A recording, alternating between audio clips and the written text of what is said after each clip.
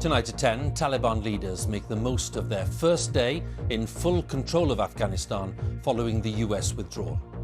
Taliban fighters posed with uniforms and weapons left behind by the Americans as the chaotic nature of the final withdrawal was laid bare.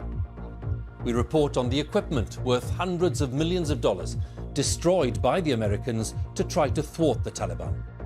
Now it has ended in the worst of ways, and it will live long in memory here in Afghanistan, in America, and far beyond. The image of the last US soldier to leave Kabul is for many a symbol of humiliating defeat, but President Biden disagrees. We succeeded in what we set out to do in Afghanistan over a decade ago. Then we stayed for another decade. It was time to end this war. We'll have more on that forthright and detailed defence of the US withdrawal, which was made by President Biden just a short while ago. Also tonight, a shortage of test tubes means that GPs in England and Wales are facing difficult decisions about who gets a blood test. In Gloucestershire, an alpaca with bovine TB has been destroyed by government vets, despite a long fight by campaigners. And she crosses the line. She knows she's won. And at the Paralympic Games, the 16th gold medal in Dame Sarah Storey's career, equalling the British record. And coming up in the sport on the BBC News Channel, Britain's Emma Raducanu wins on her US Open debut against an experienced opponent as she eases through to the second round.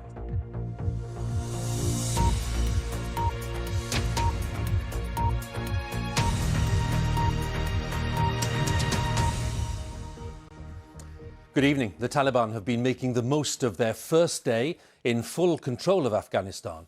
An enjoyable moment of victory, according to the leadership. Taliban fighters have been keen to show off some of the equipment and weapons left behind by US forces, while pointing out that they now control more of Afghanistan than they did 20 years ago, when the military intervention started. The Taliban are claiming that they have now won independence, but there are hugely challenging problems facing the country, the Taliban leadership in particular, as they try to establish some kind of stable government. Our chief international correspondent Lise Doucette and cameraman Robbie Wright sent this report from Kabul. American uniforms, American guns. But these are Taliban Special Forces. Badri Unit 313. They're in charge at Kabul airport. Our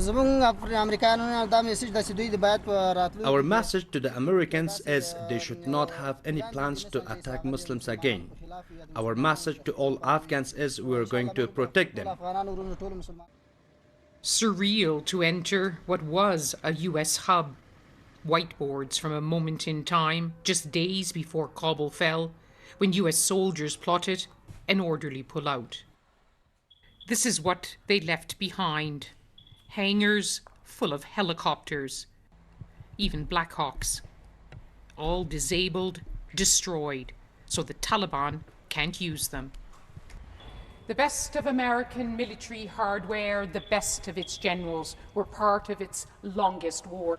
And now it has ended in the worst of ways, and it will live long in memory, here in Afghanistan, in America, and far beyond. Today, an airfield flooded with fighters. Their first urgent task, repairing the runways so commercial airlines can fly again. As you can see, these infidels destroyed the entire airport. They haven't left any machinery in good repair. We had a team ready to fix this mess ever since we came to Kabul. Now that the Americans have left, we are ready to clean it up. All flights have stopped, but Afghans still keep trying to get in, to find a way out of this country. Taliban guards turn them away. The last US military flight lifted off last night after days of chaos and casualties, and the skies exploded with Taliban's celebration once the last US soldier, Major General Chris Donahue, was on his way home. Today, when we drive through the streets of Kabul, the city seems much the same, until we get to the banks. To the queues stretching all the way down the street. Most banks are shut, most don't have any money. Some people have stood here for days, wondering if they can withstand this for long. I should build a future, I should study, so definitely if the situations are like that, you should stay for 1 week just to take 10,000 Afghani, $100 from a bank, so it's not possible to live here. A country turned upside down and inside out. An old order suddenly ripped away. A new one suddenly started, in chaos and uncertainty. Lise Doucette, BBC News, Kabul.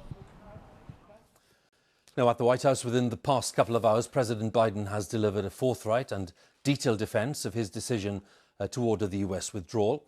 Despite criticism from many quarters, the president said that the evacuation efforts had been an extraordinary success and insisted he'd been faced with a stark choice between leaving or escalating. The Afghan mission was devised overwhelmingly by the Americans and led by US forces with, of course, the support of other states, including the UK. Now, the US is thought to have spent more than $2 trillion on the Afghan mission over the past 20 years. And then there was the cost in lives. More than 2,400 US military personnel died in the course of the conflict. And that number contrasts with at least 116,000 Afghan civilians, police and military forces who lost their lives. Our Washington correspondent Ali Makboul has more on the US withdrawal. These already iconic images of a commanding officer of the evacuation mission, Major General Chris Donahue, caught in night vision, the last soldier out of Afghanistan. My fellow Americans, the war in Afghanistan is now over. I'm the fourth president who has faced the issue of whether and when to end this war. When I was running for president, I made a commitment to the American people that I would end this war. And today, I've honored that commitment. It was time to be honest with the American people again. We no longer had a clear purpose in an open-ended mission in Afghanistan. After 20 years of war in Afghanistan, I refused to send another generation of America's sons and daughters to fight a war that should have ended long ago. He hailed the evacuation of more than 123,000 people, but once again blamed the Afghan government for abdicating their responsibilities and the Trump administration for entering into a deal with the Taliban. But it was this president that oversaw such a frenzied, chaotic withdrawal. In a country renowned for honouring its servicemen and women, and in a city that at its very heart pays tribute to American war dead, what looks to many inescapably like a defeat has been a huge blow, and military veterans have been vocal about their dismay. I think it was a waste of time over there because it wasn't run properly. I don't think $2 trillion spent over there and nothing's changed, it seemed like. The Taliban's back in and They were just waiting for us to leave. I love this country. It'll come back, but it's not in a good place right now, that's for sure. For all the debate about the impact on America's place in the world, President Biden's decision does mean these were the last 13 US soldiers to return home in this manner from the war in Afghanistan. The US public may want their troops home, but the sense is Joe Biden has done a bad job of convincing them it couldn't have been done in a better way. Well, that speech from President Biden was exactly what we were expecting, absolutely resolute in the fact that the decisions he had made during this withdrawal were the right ones. But he did say some things that I think a lot of listeners would have found unpalatable, principally when he talked about the fact that there was no national interest for America in being in Afghanistan for the last 10 years, something that will be galling to many Afghans who have heard from the Americans about human rights and democracy over those last 10 years, and of course the families of those coalition troops who've been killed who are already struggling to make sense of the sacrifice. Alim, many thanks once again. Alim Makbul with the latest there in Washington. Now, from the start of the Afghan mission back in 2001, Britain played an important role. Indeed, the Prime Minister at the time, Tony Blair, said the UK was standing shoulder to shoulder with the Americans. Now that the military operation is over, and the Taliban once again in charge of the country, it's up to the diplomats to try to work out how best to work with people who, until very recently, were considered implacable enemies. Tonight, Downing Street has confirmed that a UK government representative has indeed met senior Taliban leaders in Doha to discuss safe passage for British nationals and Afghans who've worked with the UK. Our diplomatic correspondent, James Landale, has the latest. For 20 years, the relationship between the West and Afghanistan has been shaped by military force. But those boots are no longer on the ground. So how now might the world engage with the Taliban from outside? Well, it certainly requires a new kind of diplomacy. Western powers want the Taliban to ensure Afghans can leave if they want. They say the rights of women and children should be protected. I shall put the draft resolution to the vote now. And that's what they called for last night. But the United Nations works better when, well, it's united, and China and Russia abstained. Ministers insist there's a shared international agenda. We'll use all the levers at our disposal, and we need to bring in a wider cast of countries to exercise maximum moderating influence on the Taliban. One way of doing that is through humanitarian aid. Afghanistan is desperately poor, with 1 in 3 people facing food insecurity. But will the Taliban continue to allow in aid from the West, or look elsewhere for support? People unable to feed themselves, and hungry people leads to desperation, can lead to, potentially unrest. The country needs stability at the moment, and the country needs support. And for stability, the country will need security. Most countries agree Afghanistan should not become once again a base for terrorism. But can Western powers join with the Taliban in tackling the local Islamic State group ISIS-K? And would that give them influence in Kabul? The key leverage that you have is international recognition and aid money. And those two levers, as humble as they may be at this point, will be incredibly important in forcing the Taliban to do something. The problem is the West has a number of priorities in Afghanistan right now, from counterterrorism to human rights to women's rights. What will be the one overriding priority? So the Western powers that once deployed troops here need a new clarity of purpose in their diplomacy. And in Afghanistan, that can be hard to achieve. James Landale, BBC News. Over the course of the past 2 decades, there were 457 deaths among British Armed Forces personnel, countless others injured, some of them with life-changing conditions. Our special correspondent, Ed Thomas, has been talking to veterans and to the mother of one of those lost in the conflict about the circumstances in which the military operation came to an end, and indeed the questions that remain. The 20-year Afghanistan war is over, but for those who served and their families, the stories of grief, pride and survival will last a lifetime. I can't talk very well. I can't live by myself because I can't reach up in the cupboards and wash myself, can't do anything myself. Ben Parkinson served with 7 Para RHA. In 2006, his Land Rover was hit by a mine. Today, he questions everything. What was it like for you watching the Taliban sweep in, take over in days? I was the paint, basically. I lost my legs for nothing. So it's been a waste of time. Afghanistan? It has. A total waste of time. It has destroyed my life. My heart's broken and it's going to be broken forever. This is where Lisa comes to reflect on the life of Private Daniel Wade. Her son was 20 when he was killed in Afghanistan. It was such a lovely lad. His smile would light up a room. He had the most beautiful blue eyes, and he was such a cheeky chappy as well. After watching television over the past 2 weeks, how do you reflect on Daniel's sacrifice? Them pulling out of Afghanistan, and now, what about the people they've left behind? Daniel's sacrifice among 456 others. Families as well are feeling so hurt that the sacrifice, is it for nothing, or do I try and take comfort that he's brought dreams to people that that could never dream at one point. People say, did you feel anything? Did you feel a click or anything like that? I didn't feel anything. The next thing I was aware of was I was just lay on the floor on my back. In 2009, Andy Reid stepped on an improvised explosive device on patrol in Afghanistan. He refuses to blame or question his service. Everything we did out there was worth it, 100%. And we were changing lives on a daily basis.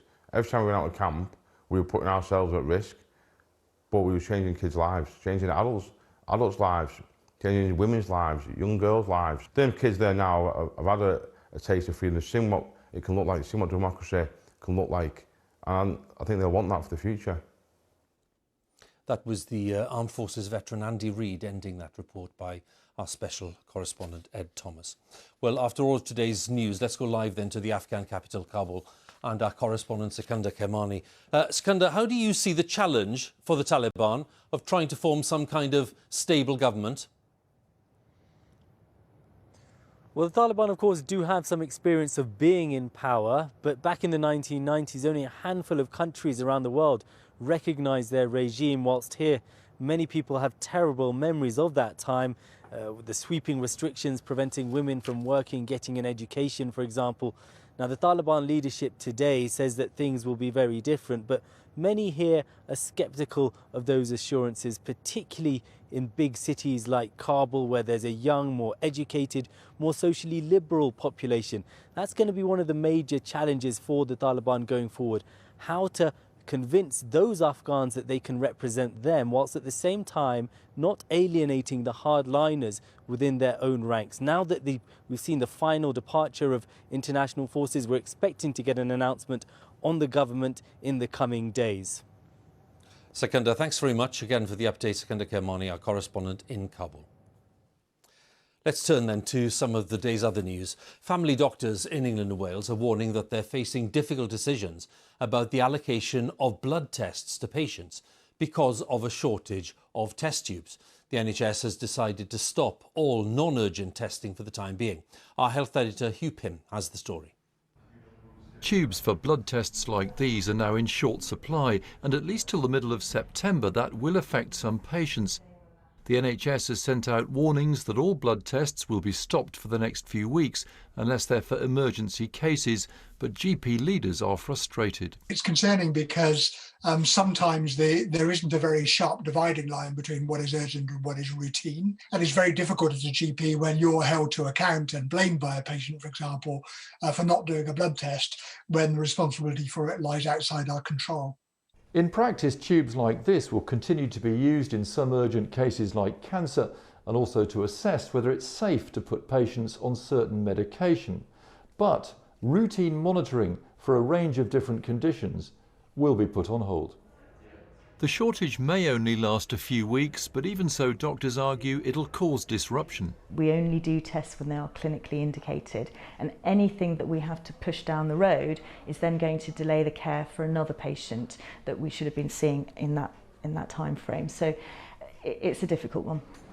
A US supplier of the tubes, Becton Dickinson, said there'd been problems with transport and raw materials. It said production at its British plant had been boosted and more tubes exported to the UK. Geraldine had a blood test after feeling very tired. Her doctor said she might need treatment. A follow-up test was booked, but the day before she was called and told it was postponed because of the tube shortages. I'm still not aware whether I have this condition, which is worrying because I'm still tired and I'd just like to get some, decision about it. It'd be good to know I hadn't got it, basically. The Department of Health said more supplies of the tubes had been secured and that work was continuing to minimise the impact on patients, but it's still not clear how long the shortages will last. Huw Edwards, BBC News. Let's have a quick look at the latest official figures for the pandemic in the UK. They show there were 32,181 new infections recorded in the latest 24-hour period. That means an average of 33,776 per day in the past week. The latest figures show there were 7,015 people in hospital being treated for COVID on Friday. 50 deaths were reported in the latest 24-hour period, people who died within 28 days of a positive COVID test. That takes the average deaths per day over the past week to 97. Now, on vaccinations, 88.4% of people aged 16 and over have now had a first jab, and 78.7% of the population aged 16 and over have in fact had both doses. Now, a 4-year battle to save Geronimo, an alpaca being kept at a farm in Gloucestershire, has failed. The animal was destroyed after twice testing positive for bovine TB, a highly infectious disease of cattle. Geronimo's owner had claimed that the tests had not been reliable. The government said the action was necessary to prevent the spread of the disease, as our correspondent Claire Marshall explains.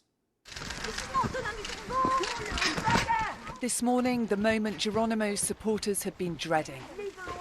A team of DEFRA officials and police officers came to take the alpaca away. It was taken in this trailer with a police escort to be euthanised.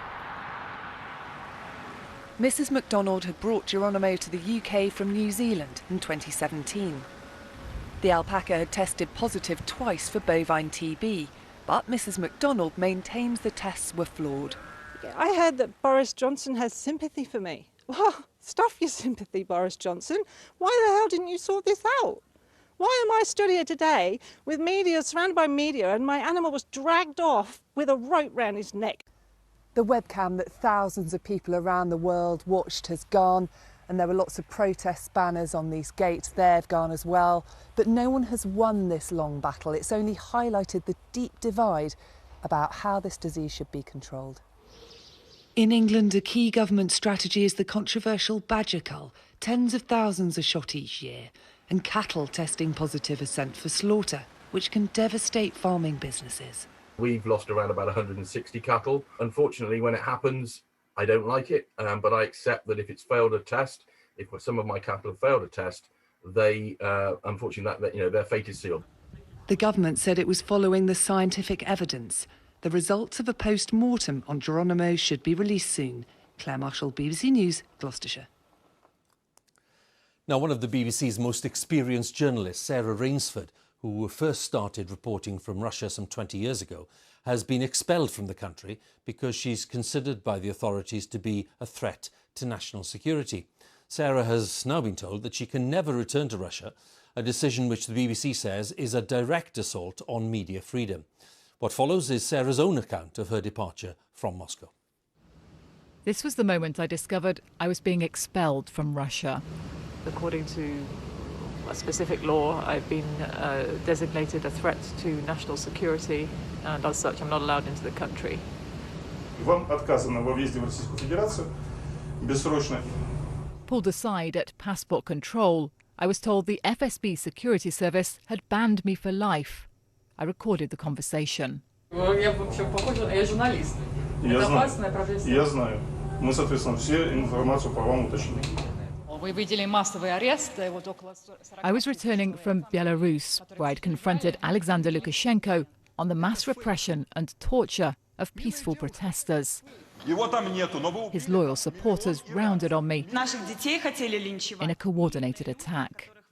Vladimir Putin's presenting this as just another working visit. I've reported from Russia for 2 decades, the whole span of Vladimir Putin's presidency. Russian people. There have been highs, like the World Cup, but I've also charted the slow erosion of freedoms here, the crackdown on dissent. A year ago, the government put me on short-term visas. Then I became the news. As state television announced, I had to leave. After tense negotiations, I had been allowed to enter Russia. They let me in, for now. But only to pack. I was then told my visa wouldn't be renewed. Supposedly what happened to a Russian reporter in London, though that was 2 years ago. When I was called in here to the Foreign Ministry, they kept insisting that my expulsion was nothing personal. They talked about it as a reciprocal move. But they refused to even engage with the fact that I've been labelled a national security threat. They said that was just a technical moment. But at a time when Russia is increasingly seeing enemies all around, it really feels like I've now been added to the list. It's happening as the pressure on Russian journalists who don't toe the Kremlin line is intensifying. Dozh TV has just been added to a growing blacklist of media labelled foreign agents for getting funds from abroad. The status of foreign agents means that we, Dozh, we are enemies of the state. The pretending of being democracy is over. It is very bad, and it could become much worse anytime. Ready? So I'm leaving a country I first came to as the Soviet Union fell apart, when free speech, all freedoms, were new and precious. It feels like today's Russia is moving in reverse. Sarah Rainsford, BBC News, Moscow.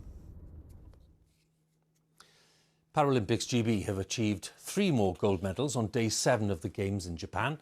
There was a record-breaking performance in the pool, as well as 2 wins in the cycling, with Dame Sarah Storey taking a 16th gold medal to equal the British record. Our sports correspondent Andy Swiss reports now from Tokyo. It was, she said, a dream come true. For Dame Sarah Storey, another remarkable milestone. She began the time trial knowing another gold would equal the all-time British record. And it was never really in doubt. Storey was 1.5 minutes faster than anyone else, and history was hers. And she crosses the line. Her 16th Paralympic title, equaling the British record set by swimmer Mike Kenny. Storey herself started out in the pool, winning her first gold as a 14-year-old.